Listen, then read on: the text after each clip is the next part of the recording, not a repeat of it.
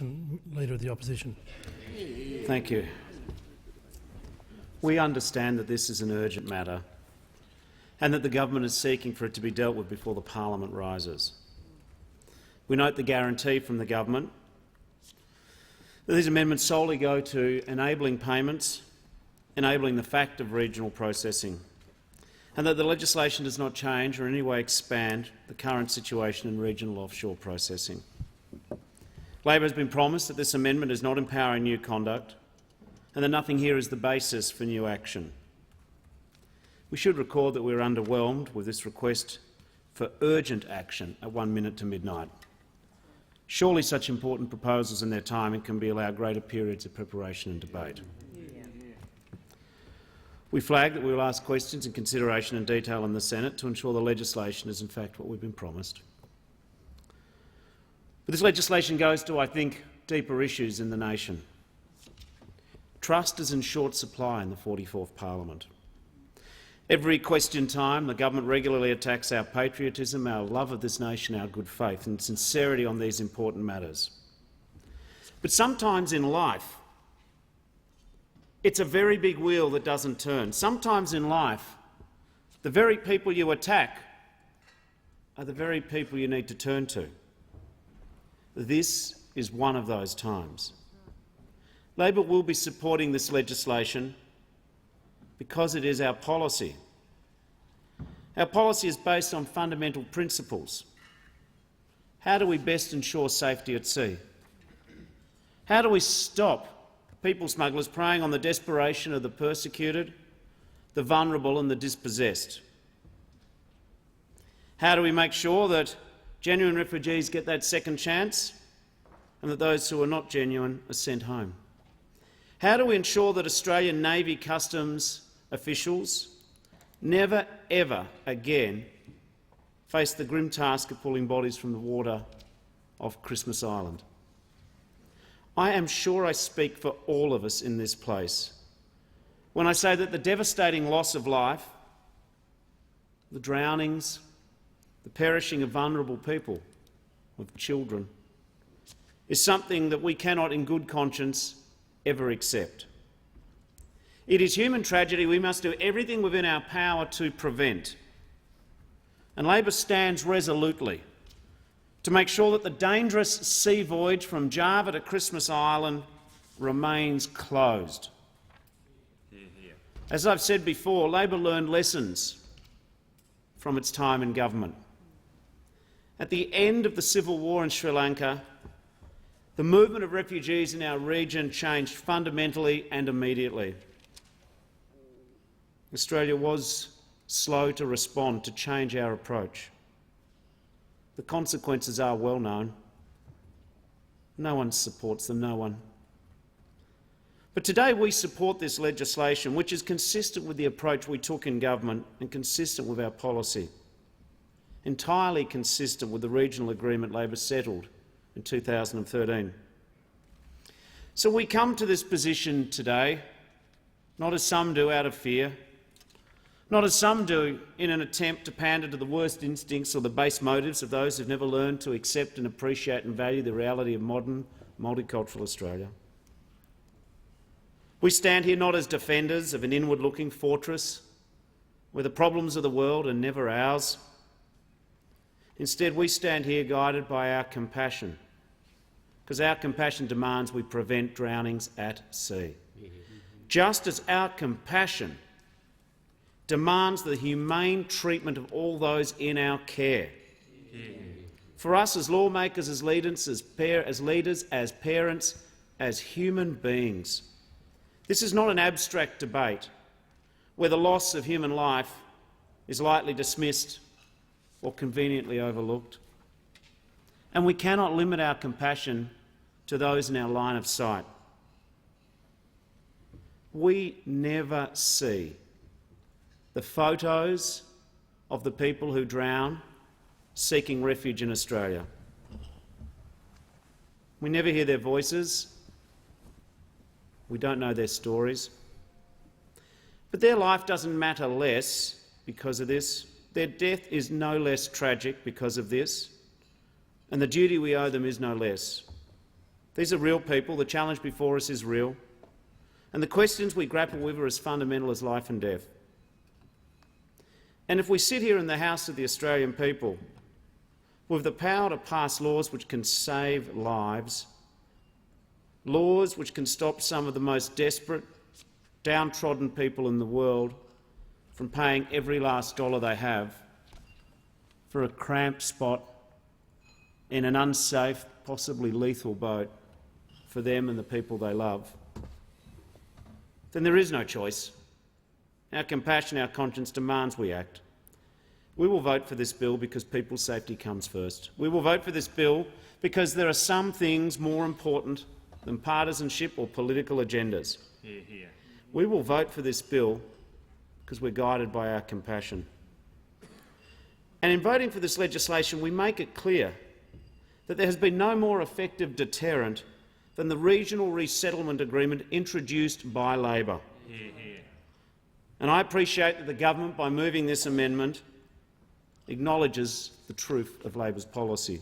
It acknowledges that there is no better method of preventing people from taking a dangerous voyage in unsafe vessels on a lethal journey than the arrangement we put in place. No better way of ensuring genuine refugees are prioritised and put ahead of those who are not. There's no more important act by an Australian government in reducing the flow of vessels than this. Because of the agreements that Labor secured with the governments of Papua New Guinea and Nauru, to have people found to be genuine refugees at the Manus Island detention facility in Nauru resettled, but not in Australia, our country was unequivocally taken off the table as a permanent resettlement destination. News of these agreements spread rapidly through the people smuggling network. Despite a clear attempt by some, and by some of their supporters, to send a message to those very same networks that our arrangements we put in place could be overwhelmed, the only possible outcome of such irresponsible public messages was to encourage people to continue to risk the voyage. Messages which those opposite and some of their backers in the community stopped articulating the moment the election was complete. But Labor understands, in opposition as we did in government, it is essential that the people smugglers do not have a product to sell. This means that settlement in Australia must be off the table. This is the clear, unambiguous message Labor sent from the first day of our regional resettlement policy. People would still be processed under the Convention, but the people smugglers could no longer advertise Australia as the destination. Under Labor, Australia increased our humanitarian refugee intake from 13,750 people to 20,000 people. Our policies were designed so that Australia would help more people while ensuring each individual got here safely. Within 2 months of the conclusion of Labor's Papua New Guinea agreement, vessel arrivals had dropped by 90%. And following this, the new government didn't put in place a single other piece of substantive policy until mid-December. Labor believes in doing all that is necessary to bring to an end the loss of life at sea. We do support offshore processing as a step which has saved lives at Nauru and Manus Island. But this does not absolve the government from their fundamental responsibility to ensure that people on Manus Island or Nauru are treated humanely and with dignity. Yeah. We do not believe the government is running offshore processing in the way we would or in the way that Australians would expect. Right. Genuine refugees are vulnerable people fleeing persecution. It is not for us to demonise them, to vilify them, to seek to score political points from their misery. Hear, hear. They are not illegals, and fleeing persecution is never a crime. And when asylum seekers are in an Australian-funded facility, even if overseas, Australia still has a duty of care. Languishing in indefinite detention is not a humane solution, and there is no place whatsoever in Australian-funded facilities for violence, for inhumane or for degrading treatment. Our responsibility is to process asylum seekers efficiently and as rapidly as possible so that genuine refugees are not left in limbo. And the people who are not genuine refugees, they're sent home. Regional resettlement will always be at the core of Labor's approach to this issue. We know it works. We know it sends a message to the people smugglers that your days of profiting from those in dire need are over. And we know that when properly administered, regional resettlement is the strongest and most humane approach to asylum seeker policy. Of course, when Labor was asked to support this amendment, there was some recollection in my party, some considerable recollection about Labor's first regional resettlement policy centred on the Malaysian arrangement. And because of the High Court's decision in that case, the fate of this plan was entrusted to the hands of the Parliament, just as we are being asked to be entrusted now. It was a debate that captured for all to see the poisonous, obstructionist negativity of the Abbott opposition. We remember, after years of slogans and scaremongering, that they suddenly sought to lecture us on the rights of refugees. We remember the then Shadow Minister for Immigration, the member for Cook, the man who said in 2011 that allowing relatives of asylum seekers who drowned at sea to attend the funeral of their loved ones, for some the funeral of their own child, was not a reasonable use of money, then lecturing us about being humane. We will never forget the crocodile tears from the Treasurer when he said, and I quote, "I will never ever support a people swap where you can send a 13-year-old child unaccompanied to a country without supervision. Never. It'll be over my dead body." We will never forget that when Prime Minister Gillard wrote to Tony Abbott asking for bipartisanship, seeking cooperation to reach a solution, he wrote back saying, "This is a problem you have created and that it is your responsibility to solve." Shame. What a disgrace. That was his idea of leadership. This is your mess, you fix it. Disgusting. We will never forget the deal that the Liberals and the Greens did, teaming up to defeat the Malaysia arrangement. And we will never forget the 689 souls that were lost after that vote. Shame. My fear is that the truth was that the coalition opposed the Malaysia arrangement not because they thought it wouldn't work. They opposed it precisely because they were afraid that it would work. They played their politics hard. And it is precisely because we remember what I think was one of the saddest days in the Parliament that Labor is determined to be better. I cannot, when confronted with the same facts as Tony Abbott when he was Leader of the Opposition, draw the same conclusion that he did. My job as Leader of the Opposition, first and foremost, is to put this country first. I am a very different person. There's the national interest. We do put that first. There's the safety of vulnerable people. That certainly comes first. We will not grind this parliament to a halt. We will not create or allow the uncertainty to continue. We will not ignore the consequences of our decisions in pursuit of political gain. It took me not even 10 seconds when hearing the problem to work out the ultimate course of action I believe that Labor must take, and it took my colleagues, when put the facts in front of them, they have arrived at that same conclusion. We will do the right thing. We will help you solve this problem. And as we have said from the very outset, the government will continue to have the support of Labor in bringing to an end the flow of these vessels to Australia. Too often this debate is only ever conducted in the highest temperature. Too often fear and suspicion rule. Too often straw men and slogans are substituted for argument. Too often refugees are demonised. Still too often, the 2-decade-old toxic, malignant poison of Hansonism still seeps to the surface of Australian politics. That genie needs to be put back in the bottle forever.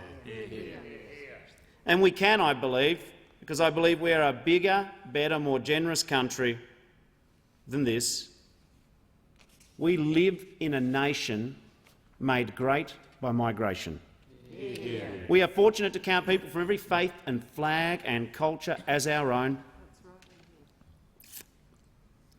In the future, I believe we are capable of a better conversation of how we fulfil our obligations as an international citizen and as a peaceful, prosperous nation. Labor's approach to this question is clear. We believe in being true to our international conventions. We believe in being true to the welfare of all people affected by our policies, whether or not they are in our line of sight. We believe the pathway to a better life for genuine refugees should always be governed and supported and working with the United Nations and its agencies, not exploited by people smugglers and their criminal networks. Our approach is to ensure that when we offer a place in our nation, the great privilege of being a part of this country, to some of the most vulnerable people in the world, they should come here safely. So, consistent with this approach, we offer our support to the government. But I say to the government, please do not take our support lightly. It may well be that in the light of what we've done, the government in its question time attacks will stop questioning our sincerity, our commitment to safety, our commitment to refugees, our commitment to the security of this country. It may well be that this is a new turning point, and it may issue in an era where the government does not always resort to the baiting of the opposition and the politicisation of an issue which is far more important than any speech any of us will ever give here. But that may not happen. We have not asked for that promise back from the government. But when the government do this, remember what every man and woman in Labor is thinking. When you needed us in the national interest, we are there.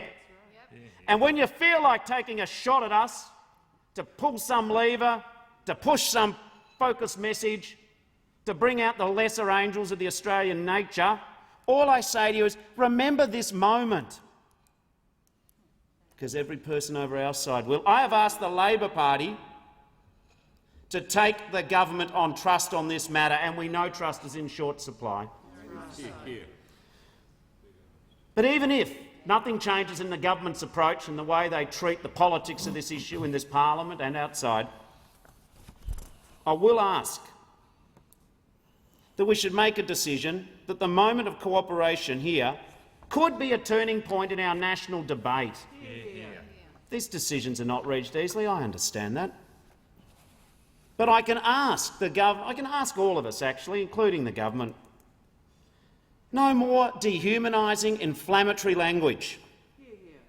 No more false bravado or faux toughness.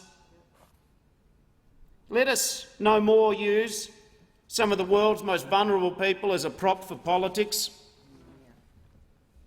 Take what we are doing and let us commit to a parliament which we can explain to our children we were proud to serve in because this is the right thing to do.